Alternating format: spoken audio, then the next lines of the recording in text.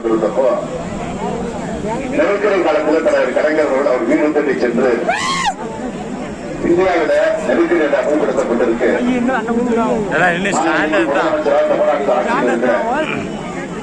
ஆகவே நான் அதை எதிர்த்து தொடர்ந்து குரல் கொடுத்துட்டு இருக்கிறேன். ஆட்சியிலிருந்து ராஜினாமா செய்துவிடலாமா, ஆட்சியை நாங்கள் கலைச்சிடலாமா அப்படின்னு ஒரு கருத்தை, ஒரு யோசனையை பிறந்தவர் காமராஜர் இடத்துல தலைவர் கலைஞர் அவர்கள் போய் வீடு தேடி கேட்டிருக்கிறார்.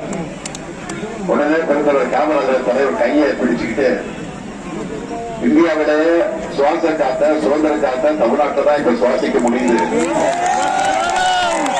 நீங்க எந்த காரணத்திற்கு ராஜினாமா செய்யக்கூடாது என்று திட்டவட்டமாக எடுத்து சொல்லியிருக்கிறார். இது ஒரு வரலாறு. அதே போல எனக்கு ஒரு வரலாறு இருக்கு பிறந்தவர் காமராஜர் இடத்துல. என்னன்னு கேட்டீங்கன்னா, என்னுடைய திருமணத்திற்கு நேரடியாக வந்து என்னை வாழ்த்துகிறார் பிறந்தவர் காமராஜர். அது எப்படிப்பட்ட சூழ்நிலை கேட்டீங்கன்னா, என்னுடைய திருமணத்திற்காக திருமண அழைப்பு தலைவர் கலைஞர் அவர்கள் நேரடியாக பிறந்தவர் காமராஜர் இல்லத்திற்கு சென்று அவருடைய சிறப்பை பத்திரிகை கொடுத்திருக்கிறார். அப்போவும் உடனே இல்லாமல் வீட்டில் ஓய்வில் இருக்கிறார் பிறந்தவர் அவர்கள். அப்ப கொடுத்துட்டு நீங்க வர வேண்டாம், திருமணம் முடிஞ்சவுடன் நானே அழைச்சிட்டு வரேன், மணமக்களை இங்க வாழ்த்துங்க அப்படின்னு கலைஞர் சொல்லியிருக்கிறார். அப்போ பிறந்தவர் சொல்லியிருக்கிறாரு, இல்ல இல்ல நான் கட்டாயம் வரணும்னு ஆசைப்படுறேன்.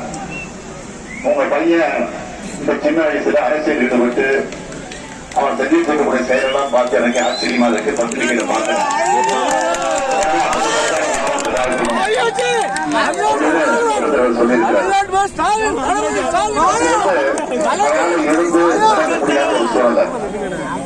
அப்ப அந்த நேரத்தில் தலைவர் கலைஞர் சொல்லியிருக்கிறார், நீ வரதான் சொல்லுங்க, நான் திருமண மண்டபத்தை மாத்துறேன், உங்க கார் வந்து அந்த மேடைக்கு நேரடியா வந்து அதுல இருந்து நீங்க இறங்கி வந்து வாழ்த்தலாம், தனியறியில வர வேண்டியதுன்னு சொல்லிட்டு இருக்கிறார். அதுக்கு பிறகு என்னுடைய திருமணத்தை எங்க நடக்கிறதோ அந்த திருமண மண்டபத்தை மாற்றி அந்த மேடையை வந்து கார் ஏறுகிற மாதிரி அமைச்சு அந்த காரை மேடைக்கு வந்து அதுக்கு பிறகு பிறந்தவர் வந்து மேடையை உட்கார்ந்து என்னை வாழ்த்தி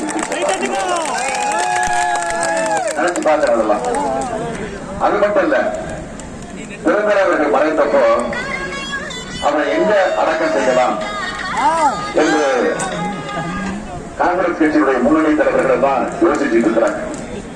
அப்ப வந்து கலைஞர் அவர்கள் முதலமைச்சர் உடனே சொல்றார், நீங்க மாநிலம் சொல்லிட்டு அவரை காந்தி மண்டபத்தில் கரைக்கிறதான் அவருடைய உடல் அடக்கம் அந்த கல்லறையாக அமைச்சு அவரை நினைவு மண்டபம் அமைக்கணும் என்று முடிவு செஞ்சு நேரடியா கொட்டு மழை பெய்ஞ்சுக்கிட்டு இருக்கு.